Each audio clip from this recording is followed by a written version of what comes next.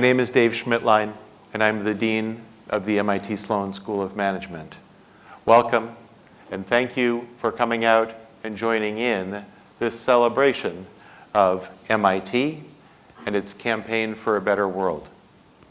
I know that this evening we invited people from across the entire MIT community in the region.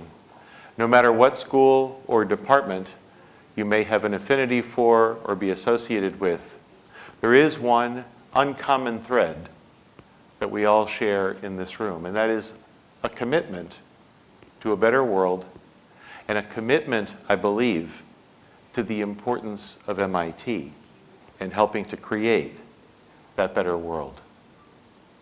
So this evening, there is a focus on MIT's Sloan School of Management, and we'll focus on some of the work and some of the impact from our faculty and from our students, and I hope that you'll find it interesting and inspiring in some ways.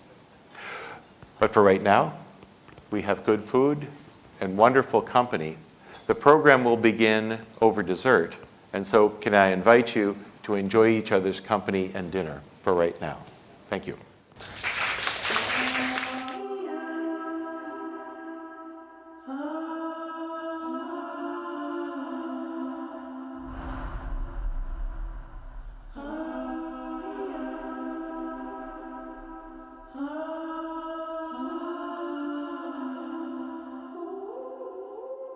The MIT Sloan School of Management has always been a different kind of business school from the rest.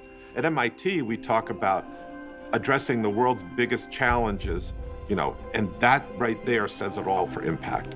The Sloan central purpose is organizations are the path by which great ideas have an impact in the world. We are in the business of helping people become better leaders, principled, innovative leaders who improve the world.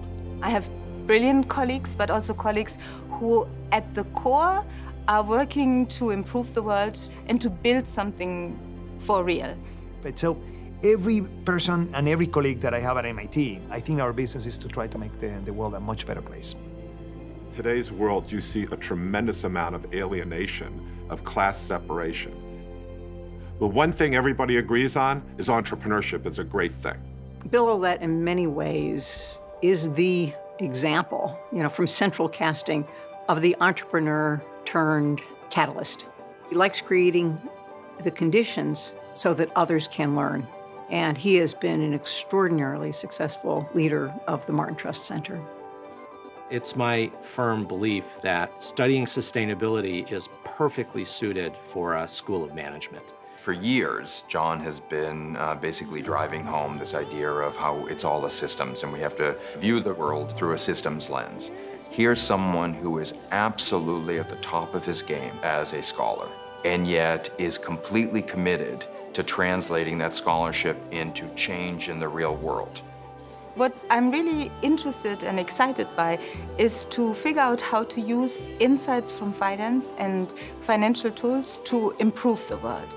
Antoinette has this knack of finding problems and data that lead to pay dirt, that lead to something that has much broader implications. And when she digs into a problem, she often goes 1 or 2 layers deeper than other people have, and she finds out things that other people have missed.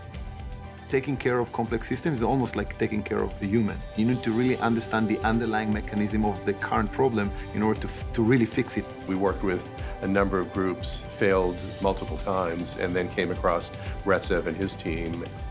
This work has had an enormous impact on the lives of thousands of patients.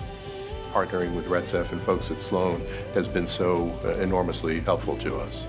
Not only understanding the science of operations management, but actually making it happen in an organization that is made up of people. At Sloan, we often like to say a better world is our business. That has a lot of implications, and I think this is a very profound statement. It's a great idea that's turned into a great action that makes the world a better place. The questions that are incredibly ambitious, that are incredibly impactful to humankind. How we engage with that outside world, business leaders, policymakers in every kind of organization. Using capitalism, which is the most powerful force the world's ever seen, to be able to take and make the world a better place. And so if we can contribute to that, if we can have impact with our ideas, that's the ultimate reward.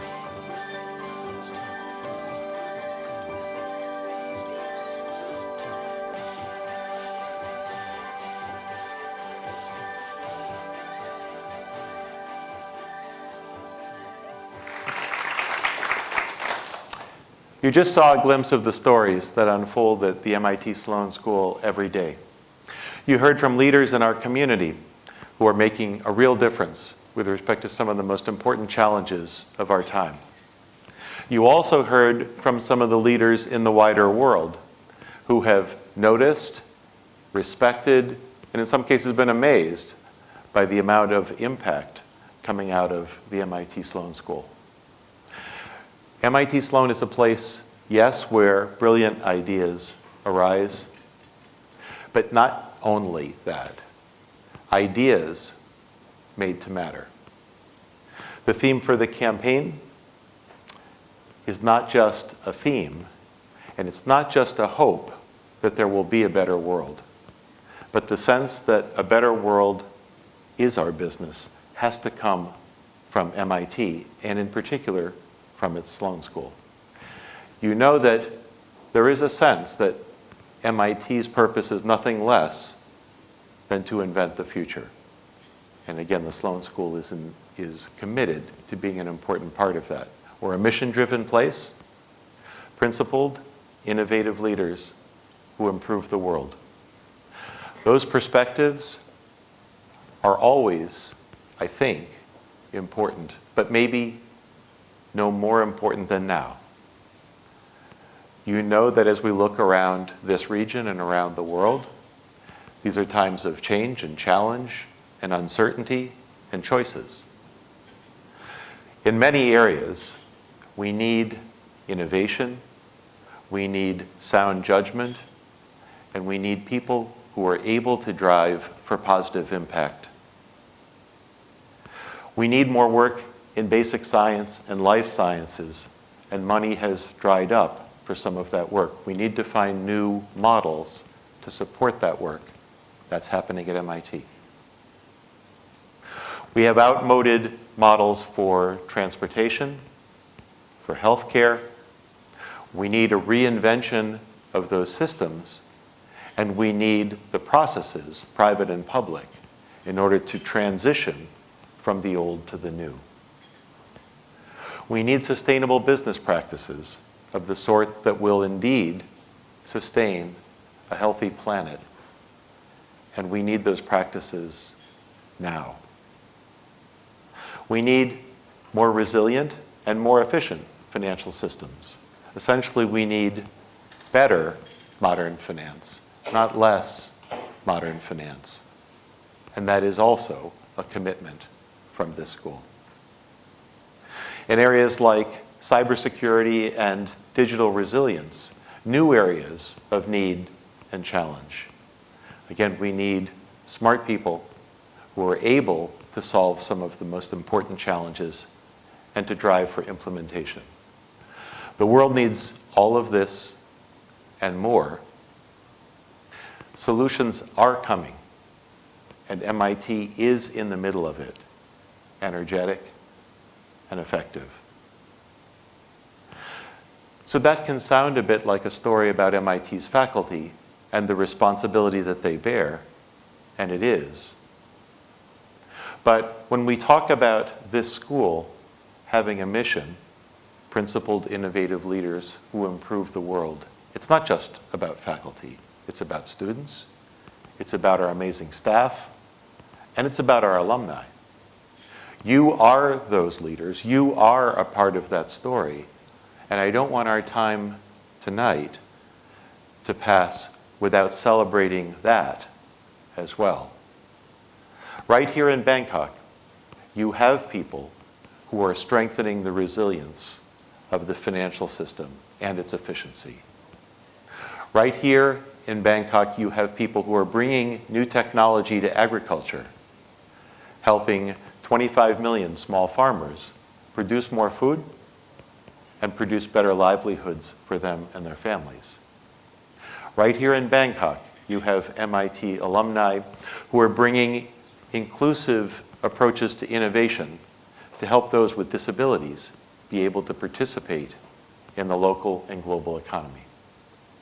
Right here in Bangkok, you have people who are using the internet to help develop for this region new and better modes of transportation. I'm proud to be the dean of this school, and one of the reasons for that pride is that this school and the Institute's alumni are the kind of people that we just described. If we're going to celebrate MIT and the Sloan School in this campaign, you are a part of that celebration. You're not just viewers of that celebration.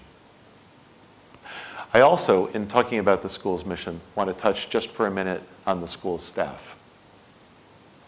The staff of the school, as you know, represent the leading edge in creating experiences for our students, in bringing faculty ideas to impact, and in bringing this school out to the world. Our staff, as well as our faculty and students and alumni, are the principled innovative leaders of that mission statement. And I'm proud to say that 4 of them traveled with me to create this event this evening. And I hope if you get a chance before you leave, you might thank them for doing that. So we talked a bit about alumni. We talked a bit about staff. I'd like to come back to the school's faculty and give you just a slightly deeper sense of the impact that they have and the work that those faculty are doing in the next video.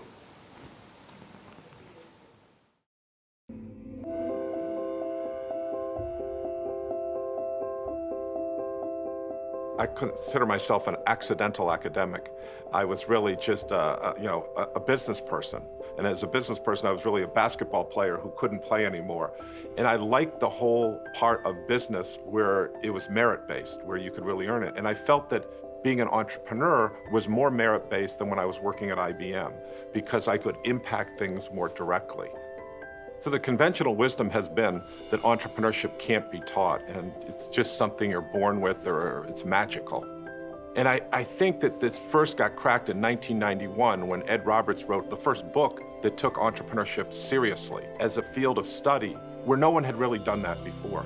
The Martin Trust Center for MIT Entrepreneurship first believes that entrepreneurship is a craft. It's not an art, it's not a science, but it's something that can be taught, but it needs to be taught with first principles and kind of strong mentorship as you would teach a craft. We're not focused on, is this startup going to work or not? We are trying to teach people how to fish, not catch a fish, to be able to do it over and over and over again. We start with the heart. This creates the spirit and mindset that people want to be. The second thing is, it's a head, it's the knowledge. The third one is the hands, because it's not just enough to know what to do, you have to implement it. And the last H is the home.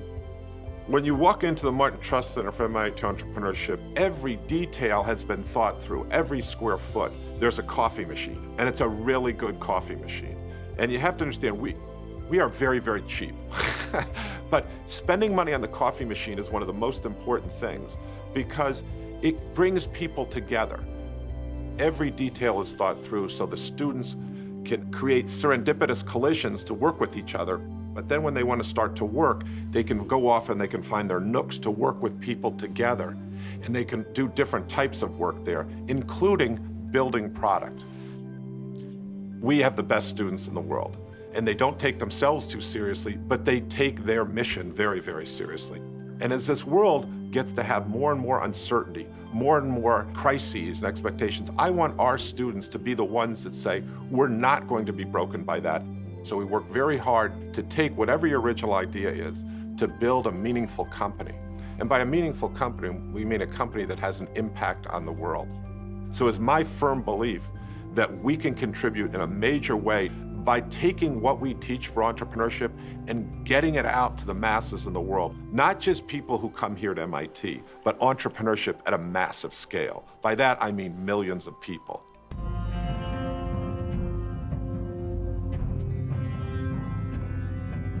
MIT Sloan really is a place that I adore.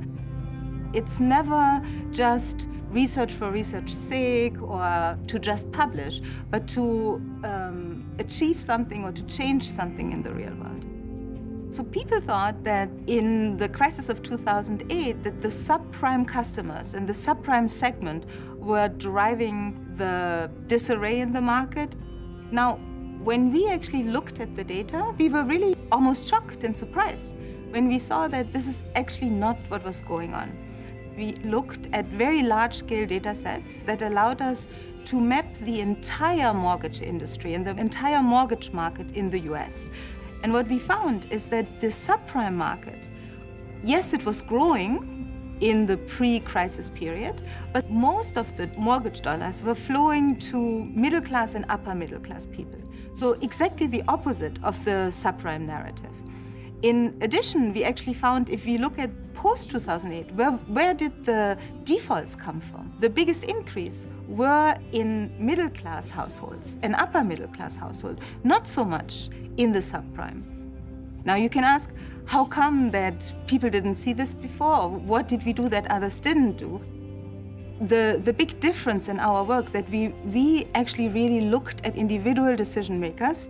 It will tell you that it doesn't help the financial market if we prevent poorer people from also getting mortgages because they were not at the heart of the crisis. But if you look at the data post-2008, it has become extremely difficult for lower-income households and even younger households to buy houses and to have mortgages, while richer people still have access to mortgages.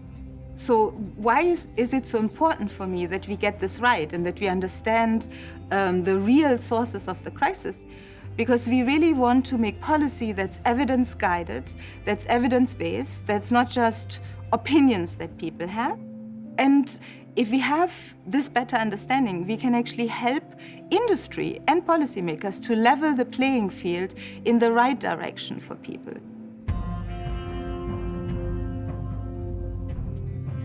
Back when I was in high school, my father brought home one of Jay Forrester's early papers on the world model. It had a huge impression on me, and I ended up then coming here specifically to study system dynamics. Climate change is happening now, and we haven't yet experienced the worst of what's going to happen if we don't dramatically cut emissions. Research shows that showing people research doesn't work. So we had to come up with a different approach, and our approach is to develop our management flight simulator into climate policy simulation. It's used by policymakers in the United States, in France, in China, in Brazil, in other countries, by the UN, and that's important, but it's not sufficient. If there had been a perfect climate agreement reached in Paris or in Marrakesh, it would have been dead on arrival when it came back to all the capitals of the world, because there simply isn't at this point enough grassroots support for the legislation and the policy changes we need to cut our emissions fast enough. So we created an interactive role-play simulation of the global climate negotiations that we call the World Climate Exercise.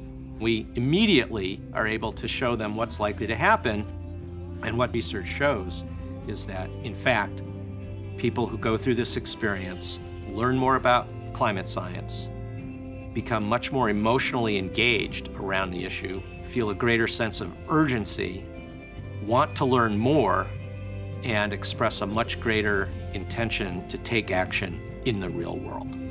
Over 30,000 people have participated in the World Climate Exercise in just the last year and a half, and it's growing very rapidly.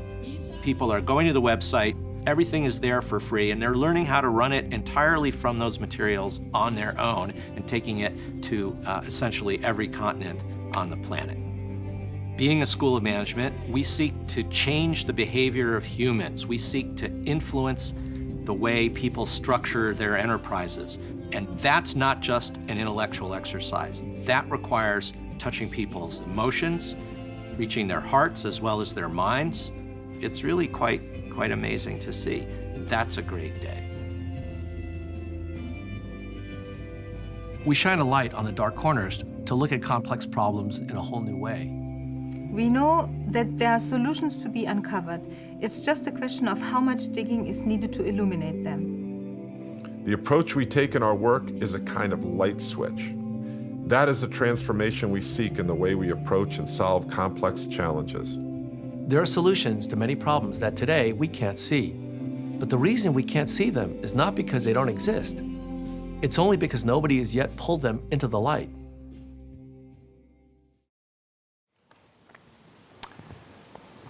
I hope we managed to bring a few of those stories into the light for you, and I hope that it brought you a little bit closer to what I hope is still a home for you at MIT. I'd like to add just one more story that is a favorite of mine from the faculty that relates to activity in this region, broadly speaking. Professor Retzef-Levy and Professor Yasheng Wang 3 years ago were asked to work on a project for the US Food and Drug Administration to create a new way to test food safety and to make a difference with respect to identifying contaminants in the food supply. The work was important and effective, and it led to their partnering more recently with the Walmart Foundation in a multi-million-dollar effort to improve food safety in China, the third largest food exporter in the world. This large-scale effort, in coordination, of course, with the Communist Party and with leading universities in China, is focused on new technologies to do rapid identification of food contaminants and new methods, statistical and managerial, for identifying the places within the food chain that are most likely to be effective in identifying food that's problematic and identifying the sources of that food. This kind of work, I think, again, is reflective of what you heard Professor Antoinette Shore say. We're not interested in research for research's sake. We're interested in impact in the world through solutions that will have lasting value. So we've talked a bit about alumni and staff and faculty. There's one large and important group in our community that we haven't talked about yet, and that's our students. And this would be the best night ever if I had 12 students with me right now to bring out on stage, but I don't. I do, though, want you to think about what you know about our students from your own experience and from that of your friends. And I want to tell you just one rather quick story. It's the story of one of my advisees a couple of years ago, and what she wrote in answer to the admissions essay to get into MIT. There was a very simple question that the admissions survey asked: why do you want to come to MIT? So this is what she wrote. The rooster flew across the classroom. My grandfather brought it to school the first day of first grade. He hoped that the gift of the rooster would make the teacher allow him to stay. But he was not allowed to stay. My grandfather's father was a fighter in Korea's war for independence. That was timely.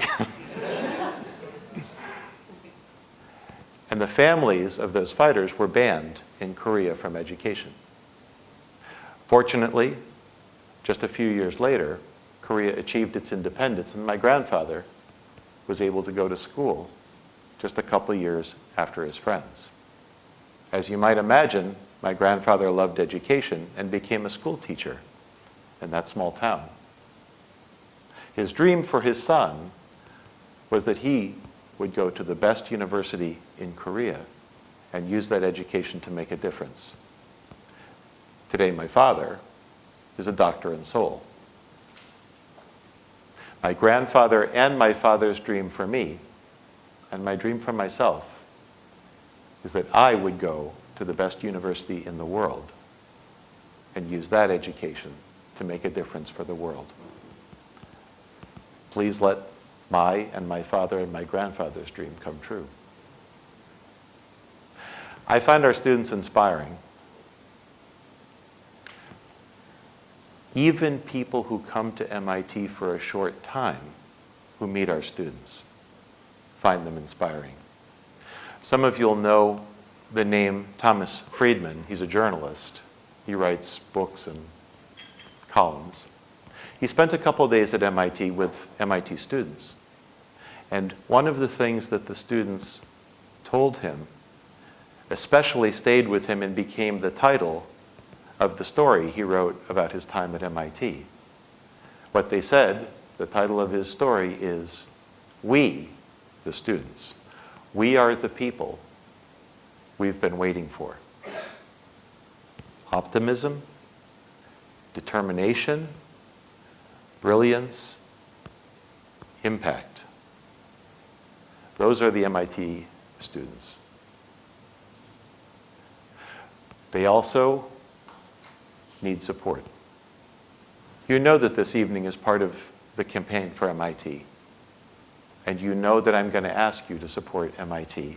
That's what I'm going to do right now. So you might want to put up your protective shields. I do think that our students are worthy of your support. And I know that they have needs. Many of them, like the woman I described, couldn't and wouldn't have come to MIT without support. And the opportunities that we need to provide them to be the innovative leaders that the world needs are global opportunities, and those are expensive. And they're more expensive now than they were when many of you were students. Our students need your support, and they're worthy. If you don't see that, I've failed them, and I think I've failed you. If the videos and what you've heard this evening don't convince you that our faculty are doing work that's important, would do much more of it with more support, because there are many more stories like the ones that we saw that aren't being told because they aren't happening, because we don't have the resources to take the faculty to those places. They need your support. I need to have you see that they're worthy of that support. Or again, I fail them, and I fail you. As an alumni community and a community of friends, you have, through the past years, including right here in Bangkok, increased your support for MIT, and I'm grateful. I realize that I'm asking you to do more. I hope that you believe that there is more that needs doing. I also hope that we never ask more of you than you feel you can do. Everyone's situation is different. I don't want you to do more for MIT than you can. But I don't want you to do less either. And I hope that 0 is not the right number. But that comes from your head and your heart. You will decide. But make it a decision. You will decide if MIT is worthy of your support. If MIT means that it is serious about a better world. So we've talked about faculty and staff and alumni and students now. The last thing I wanted to do was to give you a chance to judge them.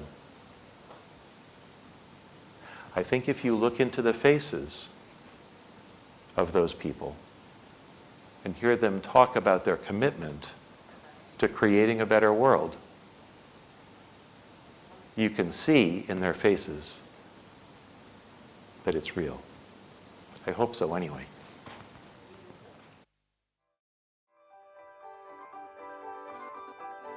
To us, a better world is not a lofty vision. It's not an improbable hope. It's not a convenient platitude. It's not even a charge to everyone. because then it's a charge to no one. A better world is ours to make. A better world is our business. We know that the important problems today Are complex problems. Complexity is our call to action. We start with questions, Dig in to find facts. Build and rebuild. Ideas made to matter. And our solutions. Prove that no problem is too big. when we're working on it together.